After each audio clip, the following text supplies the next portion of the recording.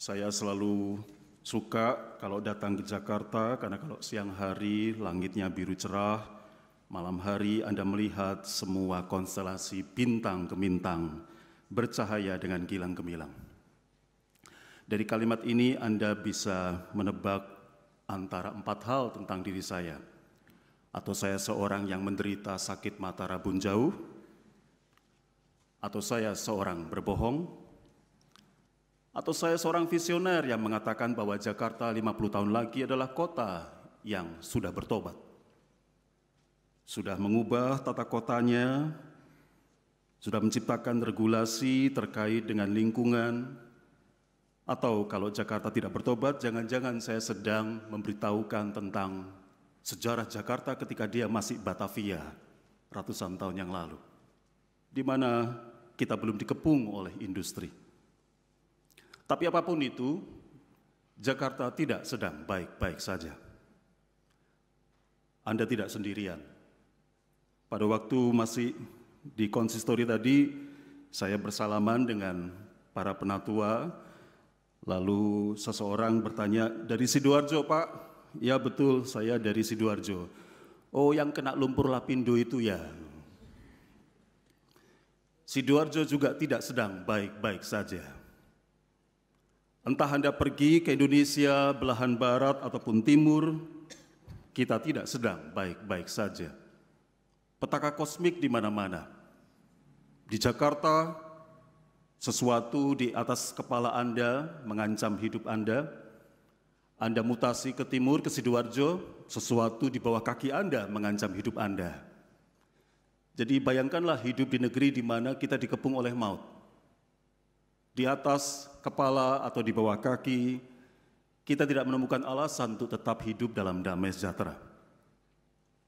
Persis itulah perasaan Israel ketika dia sedang dalam situasi sulit hidup di tanah asing di Babilonia. Mereka dalam 3 kloter besar dipindahkan secara paksa oleh penguasa, meninggalkan Palestina, kampung halaman, dan hidup sebagai budak. Satu bangsa ini budak, dan semua budak ini satu bangsa. Kepada bangsa yang tidak bisa berdiri dengan kaki yang mantap, datanglah kata-kata penghiburan dari Yahweh Allah Israel. Yang tadi kita baca dalam bacaan pertama, Yesaya pasal 51, ayat yang ketiga. Dikatakan di sana, sebab Tuhan menghibur Sion, menghibur segala reruntuhannya. Ia membuat padang gurunnya seperti Taman Eden dan padang belantaranya seperti Taman Tuhan. Di situ terdapat kegirangan dan sukacita, nyanyian syukur dan lagu yang nyaring. Tapi apakah penghiburan Tuhan itu berlaku juga bagi kita? Ya, berlaku juga bagi kita. Semua mereka yang datang dari hati Tuhan, tapi hidup dalam reruntuhan, merupakan alamat penghiburan. Petaka kosmik dari Jakarta sampai Sidoarjo adalah alasan yang terlalu banyak untuk kita bisa meneguhkan diri sebagai alamat penghiburan itu. Sebab Bapa itu baik, Dia baik kepada anak-anaknya, dan Dia tahu bahwa kita tidak sedang baik-baik saja. Rasul Paulus mengatakan sesuatu yang lebih mendalam. Bukan hanya bahwa penghiburan datang dari luar, yaitu dari Allah sendiri, tetapi Rasul Paulus mengatakan bahwa iman itu karunia.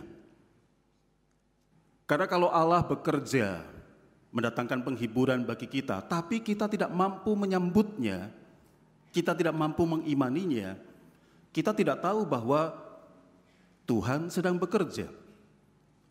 Anda memasuki sebuah ruangan gelap, lalu Anda meratap, atau Anda marah-marah, karena kegelapan ada dalam ruangan itu. Anda tidak tahu bahwa Anda tinggal menjelajah dinding, mencari tombol atau saklar dan menyalakannya.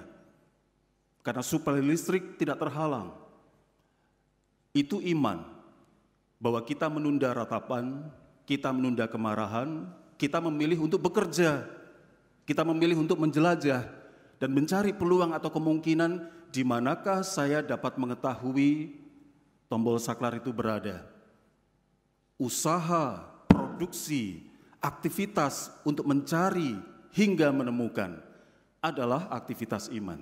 Carilah, maka engkau mendapat. Saudara-saudara yang terkasih dalam Tuhan, Rasul Petrus mewakili para murid dan gereja, mewakili Anda dan saya juga, menjawab pertanyaan Yesus yang sangat penting. Itu tadi kata orang. Tapi apa katamu tentang aku? Siapakah aku ini?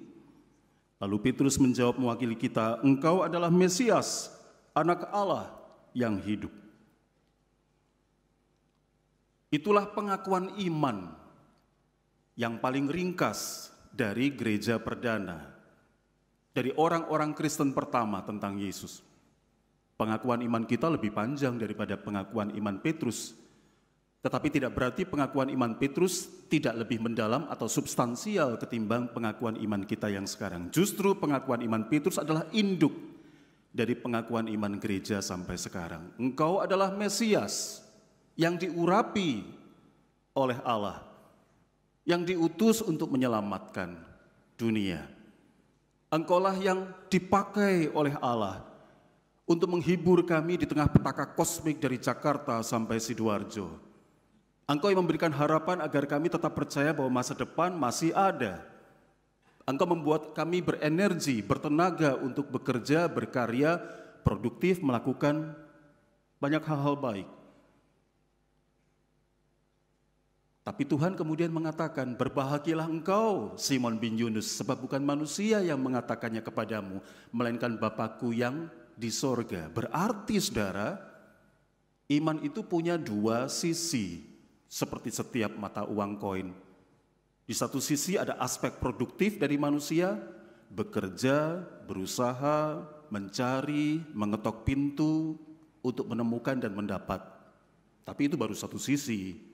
Sisi yang lain yang dikatakan oleh Rasul Paulus dan juga oleh Yesus, Bapakku di sorga yang memberitahukannya kepadamu.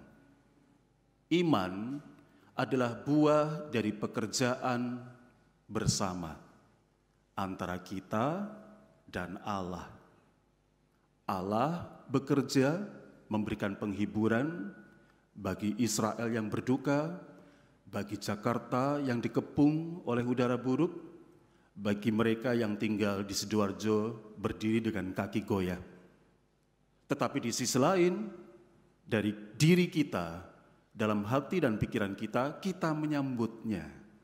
Kita percaya bahwa dia Bapakku dan Bapakku baik, dia enggak akan bohong sama aku. Kalau dia mengatakan bahwa percayalah, aku akan membangkitkan engkau di tengah-tengah reruntuhanmu. Aku akan menyuburkan engkau di tengah-tengah padang gurun yang mengepungmu. Bahwa masih ada harapan, masih ada peluang untuk melakukan sesuatu yang baik. Terkait hal ikhwal melakukan sesuatu yang baik, Rasul Paulus menulis kepada jemaat di Roma, tapi juga jemaat di Surya Utama. Rasul Paulus mengatakan bahwa ada banyak karunia, karunia yang berlain-lainan itu. Dia mengatakan bahwa bagi yang satu dikaruniakan karunia melayani, yang lain karunia mengajar, yang lain karunia menasehati, yang lain karunia membagi-bagikan sesuatu, yang lain karunia untuk memimpin. Apapun karunia Anda, walaupun karunia itu berbeda-beda, yang penting adalah lakukanlah dengan sebaik-baiknya. Jika kita mengerjakan sesuatu yang baik dengan sebaik-baiknya, maka yang kita kerjakan itu menjadi karunia untuk orang lain. Dan kalau orang lain melakukan apa yang dipercayakan Tuhan kepadanya dengan sebaik-baiknya, yang dia lakukan itu merupakan karunia untuk saya, untuk Anda. Jadi sebenarnya gereja adalah persekutuan bukan hanya orang yang percaya tentang siapa Tuhan, tapi juga persekutuan dari orang-orang yang murah hati untuk memberi karunia kepada orang lain melalui pekerjaan baik, melalui talenta yang Tuhan percayakan. Itulah cara untuk Tuhan menyelamatkan Jakarta. Itulah cara Tuhan menyelamatkan Anda dan saya. Dia tidak ingin kita menganggur. Dia mempercayakan kerja, karya, apapun itu.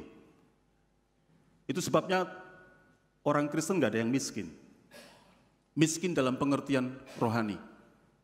Ada sesuatu dalam diri Anda. Kalau Anda belum tahu apa itu, carilah, ketoklah, bertanyalah, sampai engkau mendapatkannya, sampai engkau menemukannya. Dan sesungguhnya tak satu pun dari kita bisa datang pada hari ini tanpa kerja orang lain. Anda tak bisa untuk mengusahakan jalan yang menghubungkan rumah Anda dengan surya utama. Orang lain yang membuat jalan itu. Anda tidak bisa bikin mobil itu sendiri. Orang lain yang membuatnya untuk Anda. Anda tidak bisa untuk melangkah keluar dari rumah Anda. Kalau Anda tidak dipandu oleh regulasi lalu lintas, orang lain yang membuatnya untuk Anda. Setiap kali kita keluar dari titik awal kita difasilitasi oleh orang lain. Kita tidak perlu melakukan seluruh kerja itu. Orang lain yang melakukannya. Dan menjadi karunia bagi kita. Kita sendiri mengambil bagian yang lain. Yang membuat pekerjaan kita menjadi karunia untuk orang lain. Lihat, Jakarta yang baik harus datang dari kerja jutaan warganya yang dilakukan dengan rendah hati dan setia. Tak perlu marah-marah. Yang penting percaya, aku tidak sendirian dalam karya baik ini. Tapi lihat ada banyak orang yang tidak bertanggung jawab. Ya betul. Itu tanggung jawab bagi mereka yang punya tanggung jawab untuk membuat regulasi dan mengeksekusi dan memastikan bahwa mereka yang bekerja buruk akan dapat sanksi. Tapi untuk Anda dan saya yang dipercayai tugas yang lain, sudah kerjakan saja tugasmu dengan baik dan benar. Dan berharaplah bahwa persekutuan ini adalah persekutuan yang memberikan penghiburan dan daya tahan. Bahwa kita masih bisa bertahan di kepung petaka kosmik ini. Bukankah itu sudah lebih dari cukup? 35 tahun GKI telah menyatakan ikhtiar untuk bersatu antara Jabar, Jateng, dan Jatim. 35 tahun itu bukan hanya 35 tahun doa, rapat, ditutup makan bersama, dan senyum-senyum sesudah difoto. Enggak, itu 35 tahun penuh pertikaian juga, perkelahian juga, perselisihan juga. Ada banyak yang kelar, ada yang tersisa untuk dikerjakan sampai sekarang. Tapi bahwa kita bisa bertahan 35 tahun dengan perbedaan-perbedaan kita, itu menunjukkan bahwa kita mendengar apa yang ditulis oleh Rasul Paulus. Iman adalah karunia, dan oleh karena itu bekerjalah. Bekerjalah dengan sebaik-baiknya. Apapun karunia yang Tuhan percayakan kepada kita, manfaatkan itu, kerjakan itu, jadilah berkat. Dan di atas pengakuan iman Petrus itu, gereja berdiri sampai hari ini. Selamat ulang tahun bagi kita semua, dan selamat merayakan kehidupan. Terpujilah Tuhan. Amin. Saat penting bagi kita, saudara.